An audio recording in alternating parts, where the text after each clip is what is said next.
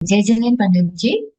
दूसरा क्वेश्चन है, त्रिकाल द्रव्य पर दृष्टि रखकर हमें आत्मा को प्राप्त करना है, लेकिन कभी कभी उत्साह कम होने लगता है, लेट गो फीलिंग आने लगती है, तब क्या करना चाहिए? जी, बहुत अच्छा आपका प्रश्न है और ये हम सब पे बहुत लागू होता है, जिनके लिए सचमुच बहुत अनुकूल है। मैं पूरी जैन समाज की बात करूंगा और सारे पुण्यशाली जीव हैं, और आपको पता है कि हमारी समाज का कंट्रीब्यूशन भी क्या है। तो किसी को भी रोटी कपड़ा मकान की तो तकलीफ है नहीं, सबको इतनी अनुकूलता है। तो सबको लगता है कि कितना अच्छा है, हम अपने आराम से बिस्तर पर एक आराम करें, ज्यादा सोएं, खाने को सब कुछ बहुत भरपूर है, घूमने को बहुत कुछ है, हम जब चाहें तब घूमने जा सकते हैं। इतनी अनुकूलता के बीच में फिर कोई कहे कि सुबह उठकर मंदिर जाओ, सब फिर कोई कहे कि कुछ क्लास अटेंड कर लो जूम पर, तो हमें उसमें कुछ आनंद आता नहीं है। और आपने जो प्रश्न किया, टू बी वेरी प्रिसाइज, कि त्रिकाल द्रव्य पर दृष्टि हम रखें, तो अब आत्मा एक ऐसी वस्तु है जो देखी जा नहीं सकती, जिसका रस ही चक्कर पता चल सकता है। और एक सामान्य सी बात जो आपने कई बार सुनी भी होगी अपने कोर्स के दौरान, कि अब शक्कर कैसी होती है या गन्ना कैसा होता है, उसका हम कैसे किसी को स्वाद बताएं। उसे चखना ही पड़ेगा। अब मुझसे अगर कोई, यहाँ पे ललिता जी हैं, हालांकि बहुत बुजुर्ग हैं, मुझसे बहुत बड़े हैं, वो मुझसे अगर पूछे कि कैसा स्वाद होता है, मुझे आप बता दो गन्ने का, तो मैं शब्दों से बता नहीं सकता, वो तो अनुभव का विषय है। ये बात बिल्कुल सही है। और बहुत प्रैक्टिकल बात मैं आपसे कहूंगा कि हमने अभी तक आत्मा का रस चखा नहीं है। जिसने चखा है उसे तो आनंद आ ही रहा है निश्चित रूप से। मैं बहुत प्रैक्टिकल बात कह रहा हूं, क्योंकि अभी तक क्या है, ये बहुत हाइपोथेटिकल हो गया है। आत्मा आत्मा आत्मा आत्मा 24 घंटे हर हर आपका टीचर, हर विद्वान ये कह तो रहा है, पर हमें ये समझ में नहीं आ रहा भैया कौन सा रस आने वाला है जो अभी तक या तो आया नहीं है या आ गया है। तो जो बात त्रिकाल द्रव्य पर दृष्टि रखने की है, वो हम रखे हुए हैं, बनाए हुए हैं। इस समय भी एक आत्मा ही हमारे चित्त में है, क्योंकि सारी बात इन एंड अराउंड आत्मा ही होती है, और आत्मा को ही लेकर एक सेंटर पॉइंट वही है। पर फिर बीच में जो ये लेट गो वाली फीलिंग आती है, उसके लिए हमें ये चेक करने की आवश्यकता है कि हमारी लाइफ का पर्पस क्या है। मैं पहले तो देखिए, एक मैक्रो एनालिसिस होता है, एक माइक्रो एनालिसिस होता है। मैं पहले मैक्रो एनालिसिस पे आ रहा हूं। मैक्रो एनालिसिस तो ये है कि हमारी लाइफ का पर्पस क्या है, पहले हमको तय करें। अरे हमारी लाइफ का पर्पस ये है कि हमें तो एक लग्जरी कार खरीदनी है, सपना है, सड़क पे देखी थी, 15-20 लाख रुपए की गाड़ी, या किसी की 50 लाख या 1 करोड़ की गाड़ी का भी सपना हो सकता है। तो हमारी लाइफ का पर्पस वो बन जाता है, हम उस दिशा में काम करने के लिए लग जाते हैं। हमारे बिजनेस की ग्रोथ हो, हमारी नौकरी में ग्रोथ हो, हमारा लाइफ का हमारी जॉब में प्रमोशन हो, तो हमारी लाइफ का पर्पस ये हो जाता है कि अगर मेरा प्रमोशन हो गया ना, तो मेरी जो सेविंग्स है, मेरा जो इन्वेस्टमेंट है, वो 50,000 से 1 लाख रुपए हो जाएगा। 50,000 से 1 लाख रुपए हो जाएगा तो वो 5 साल में बढ़कर इतना पैसा हो जाएगा। उसके बाद 5 साल में मैं ये गाड़ी प्लान कर सकता हूं। ये हमारी लाइफ का पर्पस बन जाता है। ये बहुत माइक्रो एनालिसिस है। हमारी लाइफ में पर्पस सेट हो जाने के बाद हम उसके पीछे लग जाते हैं। मैं आपसे पूछता हूं कि उसके बाद उत्साह कम होता है? हमें दिन और रात वही चीज दिखती है। कोई भी एक महिला जब किसी एक बच्चे को जन्म देती है, तो वो 9 महीने, मैं आपसे पूछता हूं क्या उत्साह कम हो जाता है? हर बार वो ड्यू डेट नजर आती है, चाहे पिता हो चाहे माँ हो, कि अब सिर्फ मेरा एक बच्चा, वो लड़का हो या लड़की हो, हिंदुस्तान में तो पता नहीं चलता, बाहर तो वो पता भी लग जाता है। हमारे दिमाग में चित्त में सिर्फ एक वही चीज नजर आती है और कुछ नजर नहीं आता, क्योंकि हमारे पर्पज ये बन गया है अभी कि एक नन्ना मुन्ना बालक होगा, फिर हम उसे पालेंगे पोसेंगे बड़ा करेंगे, कुछ और नजर नहीं आता। क्या उस समय कभी लेट गो फीलिंग आती है, अरे छोड़ो यार अब नहीं करना, कैंसिल कर देते हैं बच्चा? प्लानिंग होती है। प्लानिंग के बाद, जब प्लान करने के बाद वो सचमुच गर्भ में आ जाता है, तब उसके बाद वो फीलिंग नहीं आ सकती। तो ये बहुत एक सामान्य सी बात है, जिसको पकड़ के फिर हम आत्मा तक पहुंचेंगे। हम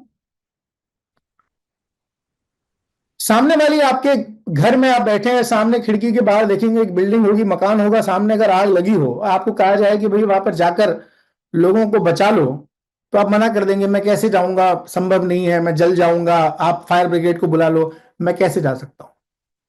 और 2 मिनट बाद आपको खबर मिले, कोई चिल्लाता हुआ है कि सुनो, आपका अपना बच्चा सामने खेलने गया था पड़ोसी के और वो उस घर में है, तो मेरा सवाल आपसे है कि क्या अब लेट गो फीलिंग आएगी? आप चले जाएंगे, आप आओ ना देखेंगे, ताव देखेंगे, आप बोलेंगे क्या वो आया नहीं था इस घर पे? अभी देखो, आप इतनी तेज दौड़ लगाएंगे कि फिर कोई आग की लपटें और कुछ नजर आएगा नहीं। मैं संसार में दुखी हूं, इस बात की एक बार पहचान होने के बाद ये आत्मा अनादि से जल रहा है, हम विषय कषायों में जल रहे हैं, और हमको अब एक प्यास बुझाने के लिए सही मार्ग मिला है, उसके बाद वो लेट गो फीलिंग नहीं आ सकती। आप नहीं बोलेंगे उस समय कि मेरा बच्चा है कोई बात नहीं, पर मैं तो नहीं जा सकता। उस समय तो सारा स्वार्थ छूट जाता है, खुद को जलाने की कीमत पर भी हम बच्चे को बचाने के लिए लग जाते हैं। मैं थोड़ी सी और प्रैक्टिकल बात करूं, लेट गो फीलिंग कब आती है हमें? लेट गो फीलिंग हमें तब आती है जब हमें लगता है कि यार क्या क्या करें, मतलब नौकरी है 8 घंटे की, दुकान में बैठना है 12 घंटे, और फिर आप कहते हो परमाणु ओनर्स की क्लास अटेंड करो। भाई सोहम ने बात कही थी और मैं बहुत अप्रिशिएट करूंगा इस बात को, कि उन्होंने कहा था कि सैटरडे मॉर्निंग है, थोड़ा सा आलस आ जाता है सुबह इस डिस्कशन क्लब में, माफ करना भाई सोहम, मैं कुछ बातें पकड़ लेता हूं। तो अब थोड़ा आलस आ ही जाता है, वो सही बात है, प्रैक्टिकल बात है। अब संडे को सोएंगे या परमाणु ओनर्स की क्लास रख दिया आपने, दोपहर में ही रख सकते। ये फीलिंग हमें स्कूल के टाइम पे भी आती थी, सुबह 7 बजे उठा दिया, अरे यार सुबह 10 बजे से स्कूल शुरू कर दो। सरकारी स्कूल तब शुरू होने लगे हैं सर्दियों के समय में, सुबह 10 बजे से, प्राइवेट स्कूल भी सुबह 7 बजे 8 बजे जाना पड़ता है। तो उस समय लेट गो फीलिंग आती है, छोड़ो ना अब नहीं पढ़ना, आज नहीं स्वाध्याय करना, या हमने इतिश्री मान ली 15 मिनट स्वाध्याय करके चलो अब बहुत हुआ। मैं जल रहा हूं या मेरा घर जल रहा है, अगर 10 घंटे बाद हम आए थके आ रहे और हमें सिर्फ बिस्तर दिखे और फिर तुरंत एक आवाज आए कि सुनो घर में आग लग गई है, कहां से रिजर्व एनर्जी आ जाती है? रिजर्व एनर्जी है वो, घर में आग लग गई, भागो, फायर एक्सटिंग्विशर कहां है, फायर ब्रिगेड कहां है? और ऐसा मेरे साथ हुआ, कुछ समय पहले की बात है, 2-3 साल पहले की बात है। मैं सो रहा था, सुबह 6 बजे मुझे हमारे पुराने अपार्टमेंट के गार्ड का फोन आया, भाई साहब आपके फ्लैट में आग लग गई है। मैं शॉर्ट्स में भाग गया, मुझे कपड़े बदलने की भी फुर्सत नहीं थी। मैंने कहा मैं आ रहा हूं, क्यों? क्योंकि तुरंत मेरे इमेजिनेशन में ये आया कि मेरे पूरा अपार्टमेंट भू भू करके जल रहा है, क्योंकि वो टॉप फ्लोर पे था। तो मुझे लगता है कि मैंने कहा अभी तक शायद किसी ने जरूरत भी नहीं समझी होगी कि उसे बुझाएं, फायर ब्रिगेड को हमने कॉल कर दिया है, बिजली का कनेक्शन हमने काट दिया है, ये सब तो मुझे मिल गई। तो मैं जैसे ही भागा तो एक कमरे में आग लगी हुई थी और वो हमने बुझा दी। शाम को लौट कर आए या सुबह जब थोड़ी सी नींद खुले 7 बजे और हमें ख्याल में आ जाए कि मैं दुखी हूं, मैं संसार में पड़ा हूं अनादिकाल से, और मोक्ष का रास्ता मुझे सुबह 8 बजे से मिलने वाला है, ये विचार अगर आ जाए तो लाइफ का पर्पस सेट हो गया, वो उपयोग वहां पर चला गया। ये बहुत प्रैक्टिकल बात है कि उस समय हमें ये पता होना चाहिए जिस समय हमारा ध्यान भटकता है। इसके लिए मैंने क्या कर रखा मैं आपको बताता हूं। मैंने मेरे बेड बेड पर, क्योंकि प्रैक्टिकल जर्नलिज्म है परमाणु मॉनिटर्स, तो मुझे पता है नाम ही प्रैक्टिकल जर्नलिज्म है, इसके जो भी आपके कोर्सेज चलते हैं उसमें वेबसाइट का नाम भी वही है। मैं जहां सोता हूं उसमें बगल में मैंने मेरे टोटल मंथ्स लिखे हुए हैं कि मैं कितना और जीने वाला हूं। मैं सच बता रहा हूं, आप कोई नेगेटिव ले सकता है इसे, वैसे तो कल का भरोसा भी नहीं है, पर मैं ये मानता हूं कि चलो मैं अगर 80 साल भी जिया अपनी शांति के लिए, कि मेरी उम्र 80 साल भी हुई, तो मैंने साल नहीं लिखे हुए हैं, क्योंकि साल तो लगता है कि पता नहीं कितना लंबा समय होता है। मैंने महीने लिख रखे हैं, 562 महीने मेरे बचे हुए हैं, क्योंकि अगर मैं 80 साल कोई जीता है, पैदा होते ही 960 महीने उसके पास होते हैं सिर्फ। जब ये कैलकुलेट करते हैं हम तो लगता है क्या बात कर रहे हो। कोई मेरे घर आता है, कमरे में जाता है, तो बोलता है आपने क्या टारगेट ले रखा? मैंने कहा मरने का टारगेट है, क्या बात कर रहे हो, आपके 562 महीने बचे हैं? मैंने कहा हाँ जी, और आप मुझसे अगर बड़े हैं तो आपके इससे कम बचे हैं। तो अगर मैं महीने में एक काम कर रहा हूं तो मैं सिर्फ 500 बार ही करूंगा। नहीं तो हम महीने की कोई अपनी कमाई देख रहे हैं ना, कि यार मुझे सैलरी आती है 1 तारीख को या 5 तारीख को, तो सिर्फ 500 बार ही आनी है। तो अब पता क्या हुआ उसके बाद? यदि मैं घर के लिए सोफा पसंद करने जाता हूँ ना, तो मुझे नजर आता है दिमाग में, क्योंकि 24 घंटे मुझे दिखता है, मैं जब सोफा उसके राइट साइड में लिखा हुआ है मैंने। तो जब मैं सोफा पसंद करने जाता हूँ मेरे घर के लिए, तो मैं सोचता हूँ ये सोफा मैं कितने दिन के लिए पसंद कर रहा हूँ, 500 महीने रहेंगे मुझे। अब मैं कपड़ा पसंद करता हूँ ऑनलाइन, तो मैं सोचता हूँ कि ये कपड़े की उम्र तो शायद 2 4 5 साल होगी, और मेरे 100 महीने निकल जाएंगे उतने में, तो मैं इसमें कितना समय डालूं। अब मैं कोई बेकार यूट्यूब वीडियो देखता हूँ, तो मैं वीडियो नहीं देखता, मैं समय देखता हूँ। मेरे जीवन के 20 मिनट चले जाएंगे। मैं अगर किसी से बेकार में बात करता हूं, गपशप करता हूं, तो मुझे समझ में 500 महीने रहेगा भाई, बंद कर इसको। क्योंकि महीने में एक बार यदि मैं एक गाथा पढ़ रहा हूं अच्छी तरह, जिसमें मैं ये कहूं आपको, अब मैं बहुत बारीक बात पर आ रहा हूं जो हमारे जीवन में अप्लाई करना है, कि अगर मैं एक गाथा समय सार की पढ़ रहा हूं महीने में एक बार, जिसमें मैं पूज्य गुरुदेव श्री को भी पढ़ रहा हूं, फिर मैं उसमें विभिन्न टीकाएं भी पढ़ रहा हूं, तो 415 गाथाएं पढ़ने में क्या मेरा पूरा जीवन निकल जाएगा? मुझे कितनी सेंस ऑफ अर्जेंसी आ जाती है कि मुझे ये गाथा तो 2 4 दिन में खत्म करनी है, सारा भाव निकाल कर उसे आत्मसात करना है। क्योंकि अगर मैं महीने में एक बार पढ़ूंगा एक गाथा जिसका अर्थ पूरा निकालूंगा, तो मैं 415 महीने निकल जाएंगे, मैं भूल जाऊंगा, पूरा समय नहीं पढ़ पाऊंगा। अगर मैं 300 पेज का मोक्ष प्रकाश अगर दिन में एक ही पेज, महीने में एक पेज ही पढ़ पाऊंगी, तो मुझे समय निकल जाएगा मेरा। अगर मैं दिन में एक पेज पढ़ रहा हूँ, तो साल में निकल जाएगा मोक्ष प्रकाशक में। मैं फिर दूसरी किताब पर ध्यान नहीं जाता मेरा, कि बराक ओबामा की किताब रखी है, कि मेरे पास स्वामी विवेकानंद की किताब रखी है, मुझे उसे नहीं पढ़ना, पहले धर्म की किताब को पढ़ना। तो पूरी लाइफ का पर्पल उससे सेट हो गया। ऐसी कोई एक बात पकड़नी होगी हमें, जिससे हमारी दृष्टि कभी आत्मा से दूर जाए ही ना।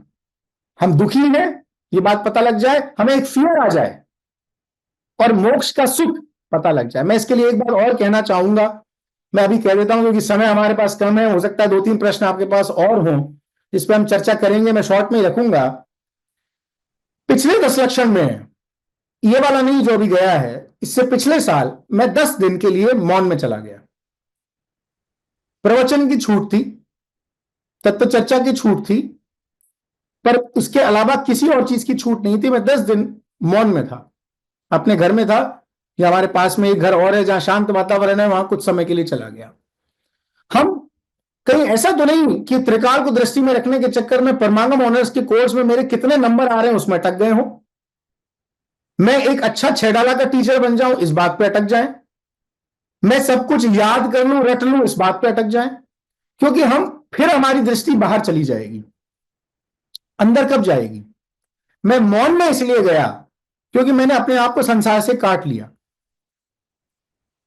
क्योंकि हमारे घर में भी चर्चा होती है, सुबह हम पूजन से आएंगे 10 लक्षण में, आज वो नहीं आया, क्यों नहीं आया? हम अटेंडेंस लगाते रहते हैं। आज इसने साड़ी रिपीट पहन ली, हम दूसरों के कपड़े देखते रहते हैं।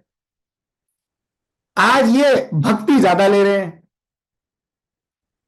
लेट हो गया, अब मुझे भूख लग रही है, घर पे आकर हम फिर प्रपंचों में पड़ गए, फिर दोपहर में आराम कर लिया, शाम को फिर हम चले गए। 10 लक्षण को भी, जो 10 दिन धर्म के हैं शांति से रहने के, उसको भी हमने एक स्केड्यूल बनाकर, एक दिनचर्या बनाकर 10 दिन जैसे तैसे कटे उसमें निकाल दिया, और हमने खुद का चिंतन नहीं किया कि मैं कौन हूं, कहां से आया हूं, मेरा क्या स्वरूप है। जब मैं 10 दिन के मौन में चला गया, मैं आपको ये प्रैक्टिकल एडवाइस दे रहा हूं, ये आप भी कर सकते हैं कभी, 1 दिन के मौन में जाके, 2 दिन के मौन में जाकर। तो डाइनिंग टेबल पर भी जब कोई बात करता है, तो बात कर रहे हैं, अपेक्षा नहीं होती मुझसे कोई जवाब मिलेगा। फिर जब मुझे पता है कि इनसे बात करने में फायदा नहीं, तो इनके साथ भी मत बैठो, तो उठ के भी चले जाते थे, बहुत अच्छी बात है। फिर जब पता है कि एक व्यक्ति मौन में है, तो आपस में भी बात करना बंद कर देते थे, तो शांति बनी रहती थी पूरे घर में, ना किसी की बुराई, ना किसी की अच्छी बातें, जो कि प्रपंच ही है। किसी के बारे में अच्छा भी बोल रहे तो प्रपंच है, बुरा भी बोल रहे तो प्रपंच है। कोई अगर बात करे तो एक निश्चित समय पर बात करे, तो होता ही है कि उपयोग फिर अंदर चला जाता है। त्रिकाल पे दृष्टि रखने की बात आई तो मैं बहुत प्रैक्टिकल बात आपसे कह रहा हूं, फिर उपयोग अंदर चला जाता है, फिर हम ये देखने लगते हैं कि बाहर तो कुछ चल नहीं रहा, अब ये देखते हैं कि अंदर क्या चल रहा है। तो मैं जिन बातों से परेशान होता हूं, पहले 2-3 दिन तो वो बातें सामने आती हैं कि देखो उसने मुझे बुरा कहा था, मुझे आज तक बुरी बात लेकर मैं बैठा हूं, चलो उसको माफ कर देते हैं, कोई बात नहीं, मैं क्यों परेशान हूं, अब मेरा उपयोग क्यों भटक रहा है कि चलो अब मैं उपयोग यहां पर लगाता हूं, चलो अब मैं अवलंबन लेता हूं किसी शास्त्र का कि चलो मैंने 6 डाला उठा ली, चलो मैंने धर्म के 10 लक्षण उठा लिए, मैंने मोक्ष प्रकरण उठा लिया, मैंने समय सार उठा लिया, फिर मैं उसके बारे में पढ़ने लग जाता हूं। तो करते अब उपयोग बाहर तो जाना नहीं है, तो बाहर अंदर जाना है, अंदर जाता है तो बहुत हाई चांसेस हैं कि आपको वो आत्मा का रस, वो सुख की प्राप्ति हो सकती है। वो अनुभूति मुझे हुई, इसलिए मैं आपसे बहुत प्रैक्टिकली बात बोल रहा हूं। वही सम्यक दर्शन प्राप्त करने का रास्ता है।